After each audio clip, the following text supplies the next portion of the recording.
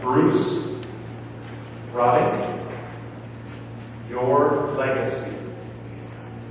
Your legacy, Bruce Rottink.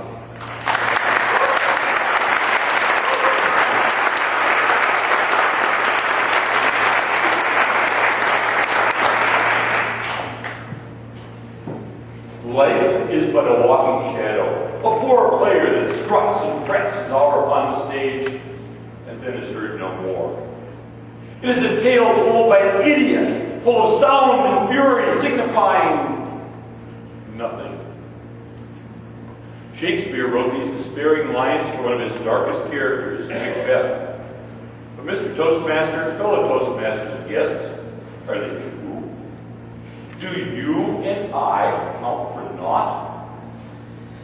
If you start to believe this for even a fleeting second, I ask you to remember one teeny tiny, itsy bitsy little thing. With each breath you draw, with each step you take, and with each word you utter, you are creating a legacy that will be passed down the long chain of humanity to generations you will not live long enough to see. I see the truth of this everywhere I look. I'm a volunteer nature guide at Rottink Creek State Park. I take children and walks through the forest.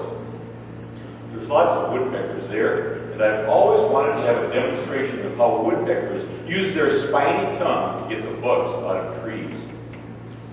I had an idea. Starting with a PVC pipe to represent the bug's hole, I made a wire mesh tube to represent the bug. With the woodpecker's tongue, a cut-down version of a tool with barbs along the edge that you stick down clogged drains to pull out the air. Voila! A demonstration of how the woodpecker gets its lunch. All the kids want to play the woodpecker tongue. This was an idea from my brain. But my brain was molded by my father. One of Dad's favorite expressions was, "There's a tool for every job, and if you can't find one, make one." And Dad wanted to talk. When I was a child, a plastic toilet paper spindle broke. Dad went down to his workshop and, starting with a square block of wood, carved this cylinder with a peg on this end. On the other end, he drilled a hole, stuck in a small spring, and then inserted a hand-carved wooden peg. Voila! The perfect toilet paper spindle. When my dad died, this was the only thing of his that I wanted. Nothing else better symbolizes the creativity and can-do legacy that Dad left to me. Legacies also include personal values. When I was 38 years old, I was one of hundreds of people who was laid off at the company where I worked when I was bought out. There were long, grim months of unemployment. My mom was very worried for me. She called up one day and said, "Bruce, I'll send you some money." I said, "Mom, I'd rather eat worms than take money from you." Exasperated by what she saw as my obstinate self-reliance, she said, "Bruce, I don't know why you're like this." There was only one honest answer. I said, "Mom, have you looked in the mirror lately?" I am just like Mom. By the time she was 82 years old, the job of mowing her modest lawn had expanded into an exhausting all-day activity. My sister and I surreptitiously hired a neighbor to mow her lawn under the guise of doing a good deed. The first time, my mom was thrilled. But when she found out what was really going on, she fired the neighbor.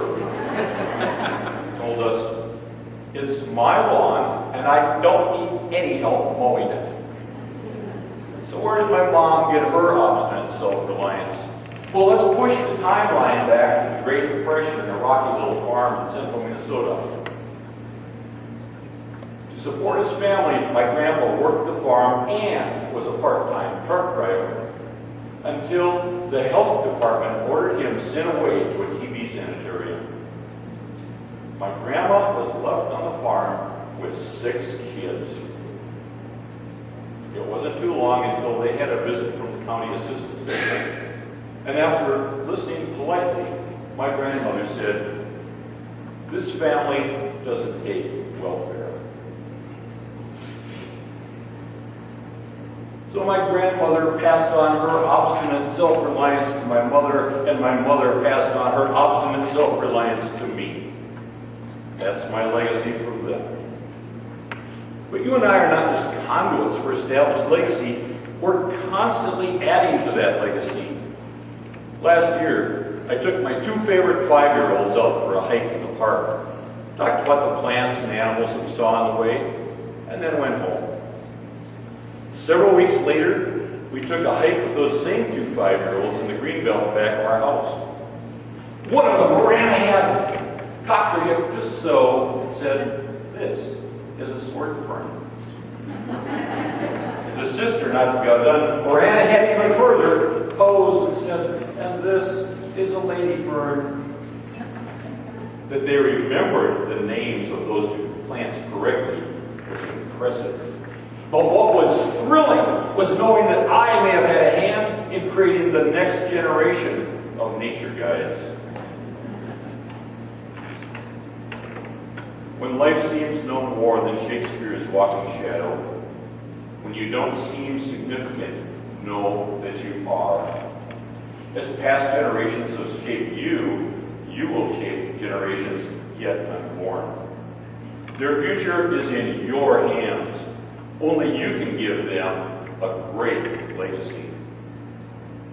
Mr. Toastmaster.